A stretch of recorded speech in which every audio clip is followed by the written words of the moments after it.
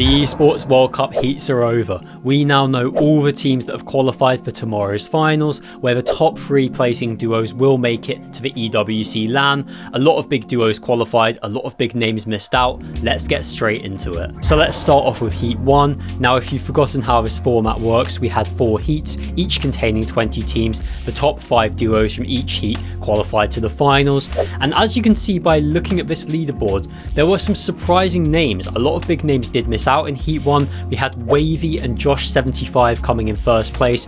Now, I did predict these guys to qualify because they were great in the last Esports World Cup qualifier. They came 10th in the finals. Clearly, they do understand how to play reload. Even though I didn't expect them to win, though, I have to say they really impressed me yesterday. Coming in first place, it's a huge achievement from them, and we will see how they get on in the finals. This win is very impressive when you remember that they were landing at a split north of the map that most people wouldn't consider to be that strong. I did see them deep in the zone in a couple of games, so clearly their strategy worked. Big credit to them. In terms of the next 2 teams, they were both of my honourable mentions in my predictions, which were for Shxrk and Bevies and Khan and Faded Pigeon. I did believe that they had what it takes to make the top 5. They didn't quite make my list, but credit to them, they have qualified. In 4th place, we had the team that I expected to easily win, to dominate this finals, which was of course Vico and Malabuka. Now listen, 4th place is still a qual. At the end of the day, whether you come 1st, whether you come 5th, all that matters is making it to the next round. I mean, also 4th is kind of deceptive here. They're only 12 points off 1st place. They also absolutely dominated the Osarion leaderboards. They were very good in this finals. I mean, if they'd been able to convert a couple of their games into wins, then I'm sure they could have won. But listen, they are through to the next round. More on them later on. In 5th place, we had Syaz and Scary Sean, just able to sneak in. As I mentioned before, a lot of big duos missing out here. Prism and Casper unable to make it count, finishing in 7th. We had Cheating and Yanis in 8th. Mumsy and Sato missing out, as did Dinas and Seti, who were contested.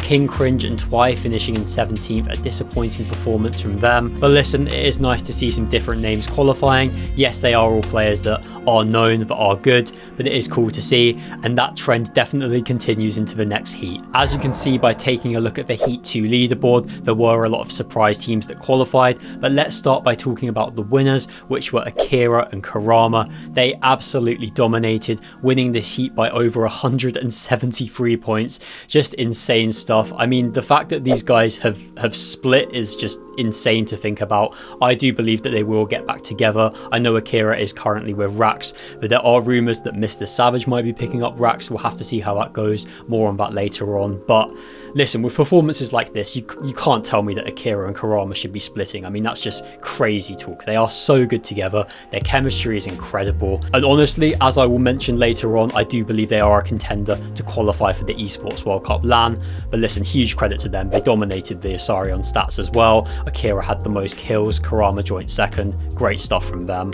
In terms of the other duos that qualified from this heat, definitely a couple of surprises. We had Bimbo and Josh and Glubsheet and Prax both qualify from landing at Slurpee Swamp. Now, if you watched my predictions video, I said that all the teams landing at Slurpee in this heat would probably cancel each other out. Now, this is whilst I thought that Pradaj and Gonzo would be there too. They actually landed at the bridge west of Slurpee and also managed to qualify. But listen, this proves how strong of a POI Slurpee is. The fact that both teams were able to split this area, despite the fact that they had various teams randomly landing on them in games, they still were able to be consistent enough to make it count. Credit to them. There's a chance that the team that finished 4th might get removed from finals due to some accusations towards one of the players about ban evasion. If that did happen, then Cringe and Volko, who finished 6th, would come up into the top 5. And as I already mentioned, Pradaj and Gonzo did qualify. This duo is looking really strong. Pradaj is obviously a very capable leader, and Gonzo looked quite bright with specs earlier on in the year. He's clearly someone with a lot of potential. He was obviously 3rd place after day 1 of the solo series. Yes, it didn't quite go well for him on day 2, but he did show his potential with that performance.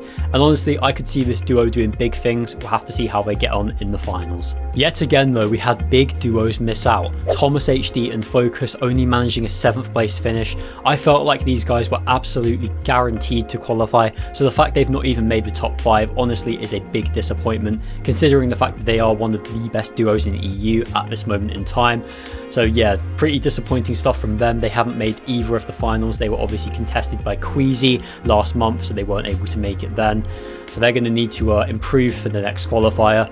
We also had Vanya and Wox not make it. I thought that their quality would prevail, but unfortunately the bad form will persist. They will need to improve for next time. We've got a similar story in Heat 3, a couple of big teams missing out, but of course let's go over the teams that did make it. We had T3eny and Zynox win this heat. Again, I expected these guys to qualify. They've been in great form lately. They came 6th in the previous Divisional Cup, showing that they are a great up-and-coming team. But I didn't expect them to go and win it, and they did just that, looking excellent throughout the tournament. They are really starting to establish themselves as a challenging team in EU, so big credit to them. In second place, we had Howley and Lucia. They put in an unbelievable performance. We had Matez and Kakpi in third place, a Polish duo that not many people would have expected to qualify, but listen, this clearly was the tournament of underdog picks, so credit to them.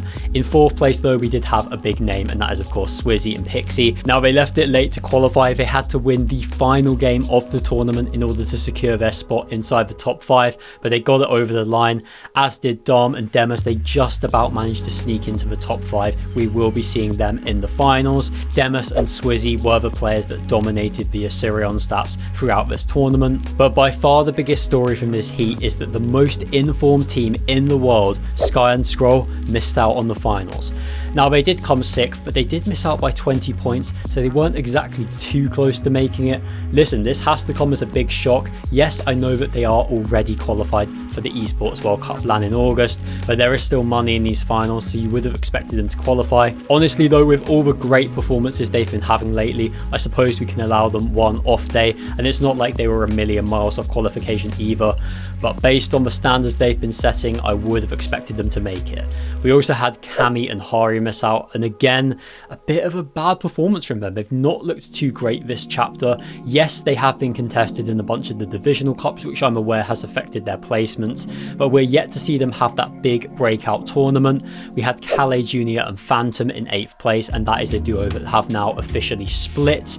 Phantom took to Twitter to explain the reasons why. They did also struggle with fighting Reason in a couple of the games, both teams accusing the other one of griefing them. That was a bit of an interesting situation.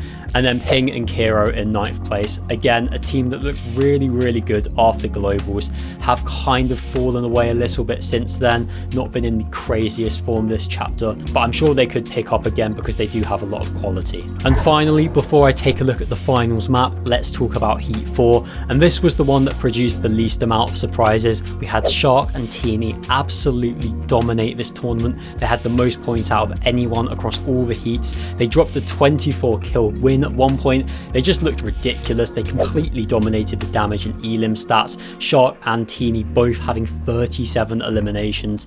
Just ridiculous stuff. I mean, these guys are on a different level at the moment. They're just looking so good. They will be one of the top contenders to win FNCS come April. Stay tuned to find out where I put them in my predictions, although I am of course aware that they have already qualified for the Esports World Cup LAN. The next 3 teams are all big names. We had Yapko and Panzer, Chino and Pablo Wingu, and Chap and Flixie, and there's no shocks here. We all expected these teams to qualify, and they did all deliver. Pablo Wingu also put in a great performance with 37 eliminations, the joint highest alongside Shxrk and T3eny, so big credit to him. And in 5th place we had one of my honourable mentions from my predictions video, which was Kashi and Fyron. I expected that we'd have a Polish duo landing at Lighthouse in the finals, but I thought that would be Cammy and Hari. It turns out to be Kashi and Fyron. Credit to them. In terms of big teams that missed out, there aren't too many from this heat. Pink and Haris narrowly missing the top 5, coming in 6th. We also have my prediction of Azitgo and iFrozy only managing an 11th place. Now let's take a look at tomorrow's finals map, and I'll give you my predictions on which teams are going to qualify for the Esports World Cup LAN. So as per usual, the first thing to say is that this map could have completely changed by the finals tomorrow, so I will be posting my 100% locked predictions over on my Twitter just before the tournament, so stay tuned for that. But based on the map we have right now, here is my top 5. In first place, I've gone for Shxrk and T3eny. Based on their finals performance, based on their form, they have Dirty Docs uncontested. I mean, they are the obvious picks to win. Honestly, I don't even think this is a debate. I think they are going to dominate this tournament, and yeah, first place is where I see them. But obviously they have already qualified for the Esports World Cup because they finished top 3 in the previous qualifier. So the next 3 teams are the ones that will be making it. The first of them is Vico and Malabuka. They have the right side of Slurpy Swamp uncontested. And yes, I am aware that I said all of this last time when they were contested by iDrop and Marius. I said Slurpy Swamp was so strong that it wouldn't even matter and they'd qualify. And then they had a bunch of teams land on them and it all just went wrong. Could that happen again? Yes, honestly it could, but this time Vico and Malabuka don't have anyone contesting them, and they are a strong team. Slurpy Swamp is a strong POI. I think they are going to have enough about them to make it into that top 3 and qualify for the LAN. In third place I've gone for Chap and Flixie. Now they're landing at the left side of Slurpy Swamp, which honestly a lot of people might see as an advantage. When teams are looking to land Slurpy for a big game or for some extra kills, they will typically go to the right side because it has the chimney, because it has more loot. So Chap and Flixie can maybe get away with being undetected at that left side. Maybe they'll be left alone a little bit more. And a team of their quality, a team with a great history of doing well in Reload. They previously won 2 games in the Reload Victory Cup and the PlayStation Cup back in November. I do think they are going to qualify and make it to the Esports World Cup LAN. The final team that I believe will make it to the LAN is the one that I've put in fourth, and that is Akira and Karama. Now, I'm not just picking them based on their performance yesterday, although that was obviously exceptional. If you take a look at the area of the map that they have uncontested, the split west of Dirty Docks, from there, I do believe that they should be qualifying. We know their quality. We know that historically they've been great at Reload. They are a duo with such great chemistry. And yes, they might have split. I mean, they're going to get back together soon. They have to because they're too good not to. Yesterday was proof of their ability. And tomorrow, I do believe that they will qualify for the LAN. Just to round out the leaderboard, in 5th place I've gone for Chino and Pablo Wingu. They have Logjam uncontested. They're also a team that have already qualified for the LAN, but obviously they've got a lot of quality and I do believe they can make it into the top 5. As you can see, a bunch of big names are currently contested. You've got Swizzy and Pixie, a team that if they were uncontested probably could sneak into my top 5. You've got Darm and Demus being contested, as are Yapko and Panzer. We'll have to see how the map evolves, but for now that is my top 5 with the 3 teams I believe will make the Reload LAN finals. Let's take a quick look at how I did in my predictions. I managed to get 10 out of the 20 teams correct. That is down on my previous performance last qualifier where I managed 14, so I'll be looking to get that back up for qualifier 3. But honestly, 10 out of 20 with so many big teams missing out, I don't think is horrendous. I'm pretty happy I predicted Wavy and Josh as well as Truly and Zynox. Not too bad a showing. Thanks to everyone that submitted their predictions. I'll put them on screen now. We had Concussion and Elify both submit their lists and they both managed 8 out of 20. Big credit to them. For every single set lobby final, whether it's Reload or Battle Royale, I will always post my predictions over on my Twitter. Feel free to get involved, and if you do a good job then you will be featured in one of my videos. Now I want to briefly talk about Thursday's Performance Evaluation Cup. Usually I discuss all the EU teams that did well on NA Central, but due to a bug the finals didn't run, so we're just talking about EU today. Game 1 was won by Chino and Pablo Wingu. They also managed a second during the tournament.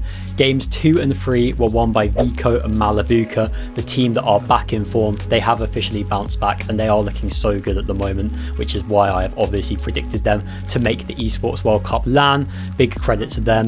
The team that won game 4 though is the one that I want to speak about in a little bit more detail, and that was iDrop and Marius.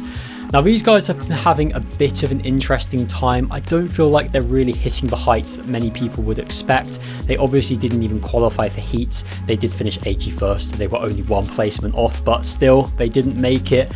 And their Divisional Cup placements have left a lot to be desired. Yes, they've been contested at Bumpy Bay by Cami and Hari, but the placements just haven't been there. But listen, in this Eval Cup, they looked really good, especially Marius. He had the top damage and the top eliminations. I mean, these are 2 players that were both very, very good at globals. Marius obviously came second with Vanya and Pixie, whilst iDrop came 4th with Cami and Hari. Since then, neither of them able to have too much form, but maybe this is the indication that this duo still has life in it. I would say that I'd be interested to see how they do in the Divisional Cup, but unfortunately they are contested again by Cami and Hari. It does feel feel like these teams are just going to cancel each other out every time they both qualify. It would be really interesting to see how iDrop and Marius would do whilst they were uncontested, but they did well in this tournament, so credit to them. Also, shout out to Karama and Werex, who managed 2 second places, unable to convert either one of them into a win. And finally, we do have some players that are looking for new teammates, the biggest one of course being Mr. Savage. There are rumours that he may be playing with Rax. We'll have to see how that goes. Obviously, if Akira goes back to Karama, then that leaves Rax looking for a duo, and that might make a lot of sense. In all honesty, I feel like Rax is a level above Savage right now, but Savage does offer a lot in terms of bringing viewership, in terms of brand growth, and he is obviously still a great player, so Savage and Rax could work as a team. We'll have to see whether or not that happens. We'll find out on Monday, come the Divisional Cup opens. Obviously, Mr. Savage split with Reason. He did queue up for the Eval Cup on Thursday. He played that with Mixon, but I'm not sure they're going to be a long-term duo, especially seeing as they've played 2 Reload Elite Series qualifiers together, and both times they failed to make the heats. Other duos that have split up include Vidil and Noah. They are both looking for new teammates. Again, I'm unsure as to who they'll play with. We'll have to wait and see. And Blaha is also looking for a duo. Please subscribe to the channel if you haven't already. If you want to support me any further, then using code SPUDZON in the Fortnite item shop is a great way to do that. Thanks for watching. See you in the next one.